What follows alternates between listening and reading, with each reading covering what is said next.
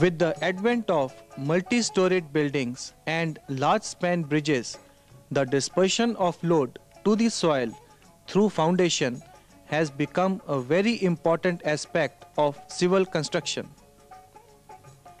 It is needed to be handled carefully for better economy and durability of structure. Foundation is that part of a structure which is in direct contact with the soil and transmits load to it. Foundations are categorized as shallow or deep. A foundation whose depth is smaller than its width is termed as shallow foundation. In a deep foundation, on the other hand, the depth is greater than its width. Pile foundations belong to the category of deep foundation.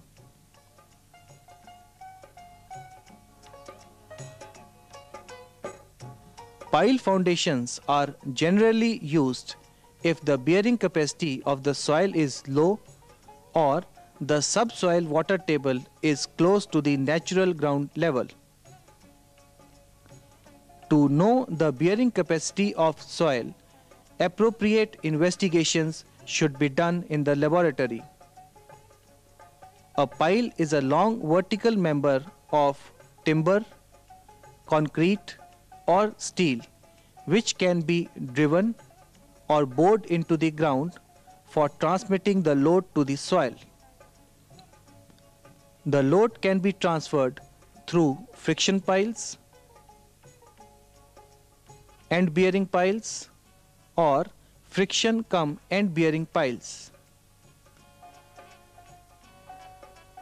The use of pile foundation in modern times has become necessary due to heavy loads transmitted by structures to the soil. The different types of piles available are timber, concrete, and steel. In concrete piles, we have bored and driven piles. Bored piles can be cased or uncased, and uncased piles can be normal or underreamed piles. In this film, we shall be discussing the construction procedures involved for bored, uncased, cast in situ piles. The basic equipment required for this purpose is the boring rig.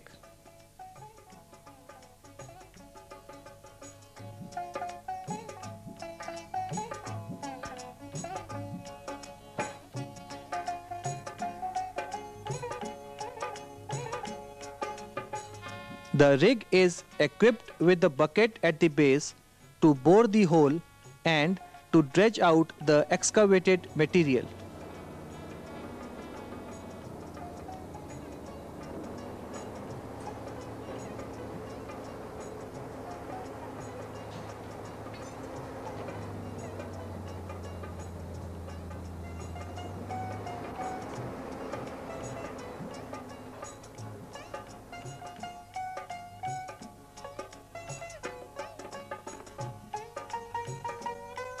The bucket is attached with a telescopic galley which helps in the vertical movement of the bucket in the borehole.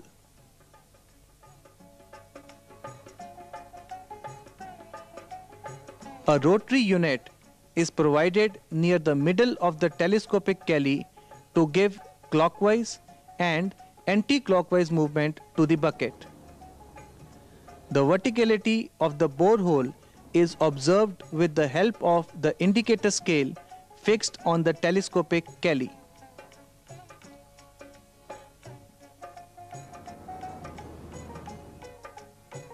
The telescopic galley can also be tilted depending upon the inclination of the borehole to be dug.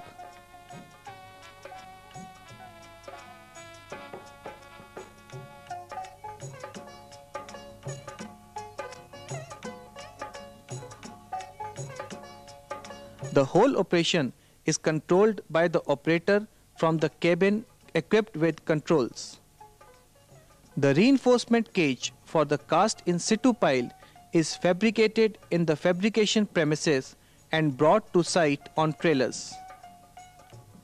The concrete, which is to be used for casting, is made in the mix plant under strict quality control and brought to the site in transit mixtures.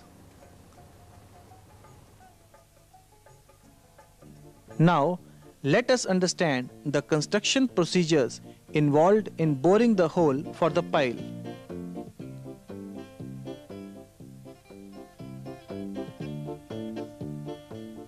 For this, the center of the borehole where the pile is to be cast is first marked on the ground with the help of two reference points.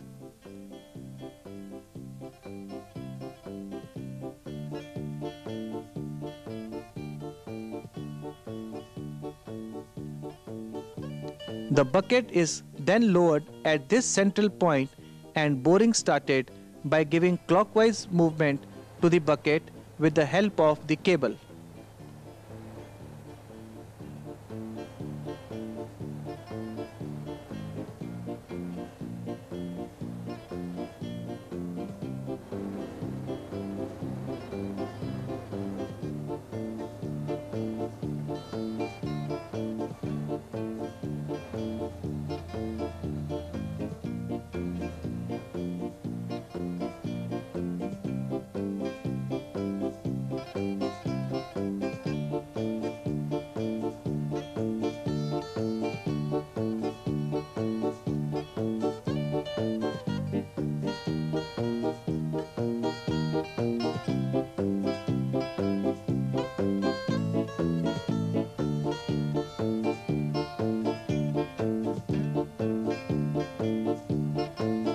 The bucket is then pulled out of the hole, giving anti-clockwise movement, and the excavated material discharged at certain distance away from the pile location. In this manner, the entire digging process is completed.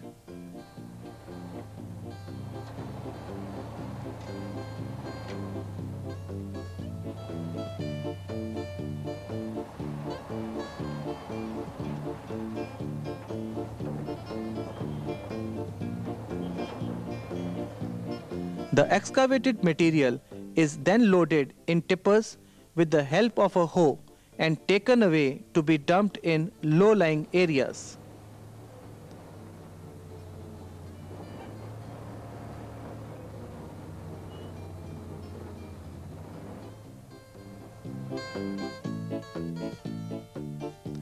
The depth of the excavated borehole is measured with the help of a chain. The length of the chain is then measured with the tape and compared with the required depth of the borehole. If the depth of the borehole conforms to the designed depth, water mixed with bentonite clay is pumped into the borehole so as to prevent the caving in of the sides of the borehole.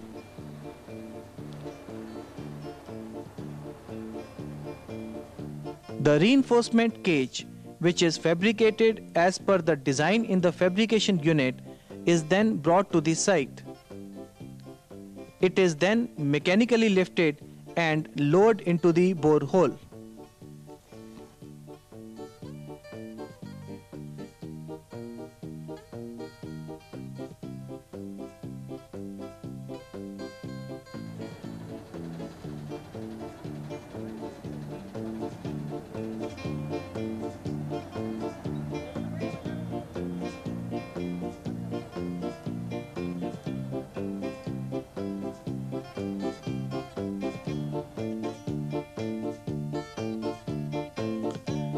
If the length of the borehole exceeds 10 to 12 meters, then the reinforcement cage is made in two parts.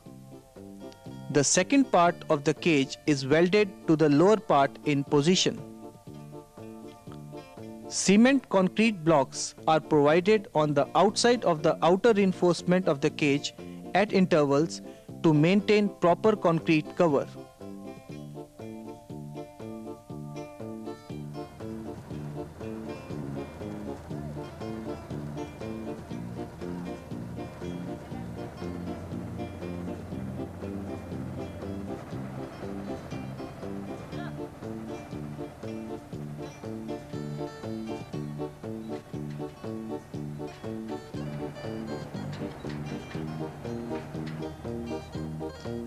Once the reinforcement is placed in position, then the concrete is poured into the borehole through tremie pipe, which is taken down to touch the base of the borehole. The tremie pipe is made up of number of modular lengths of pipe which are screwed together to make up the required length corresponding to the depth of the pile.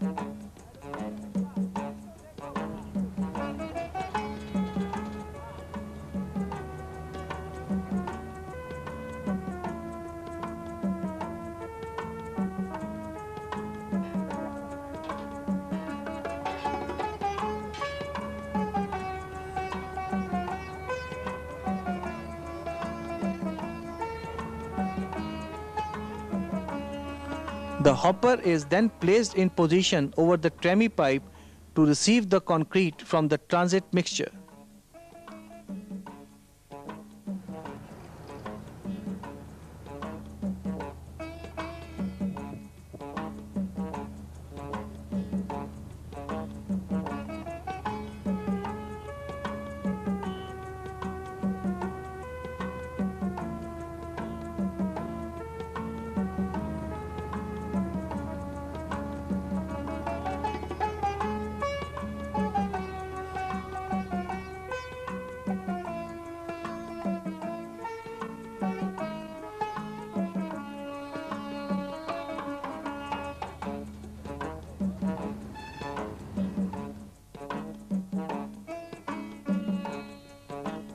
The mouth of the hopper connected to the tremie pipe is blocked with a plate and the entire hopper is filled with concrete.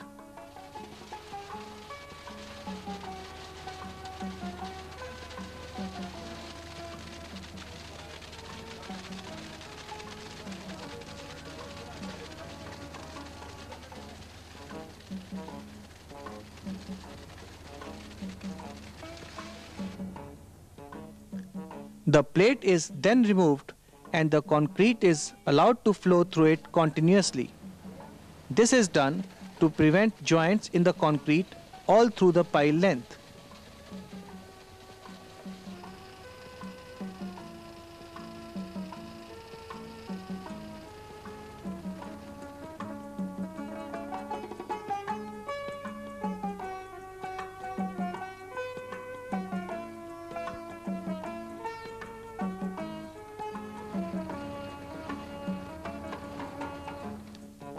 After one batch has been poured, the tremie pipe is lifted up and down to allow the flow of concrete in the pipe. The bottom position of the tremie pipe should always remain embedded in the concrete in order to maintain a continuous concrete surface.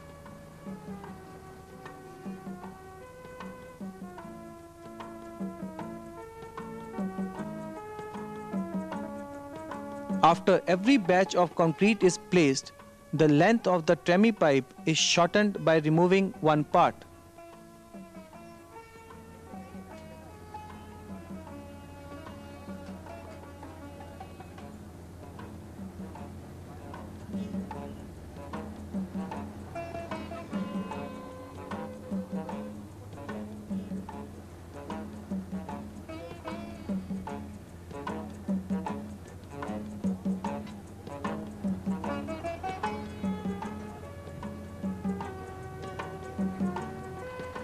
This is how the concreting is completed for the cast in situ board pile.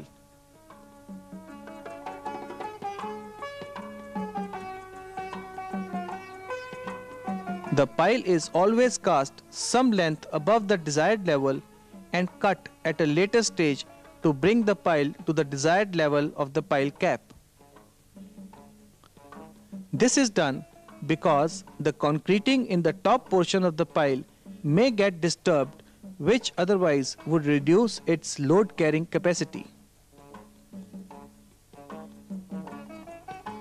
Over the group of piles, the pile cap is then cast. Here we can see the reinforcement being placed for the pile cap. The columns are cast over the pile cap with proper anchorage of reinforcement from piles.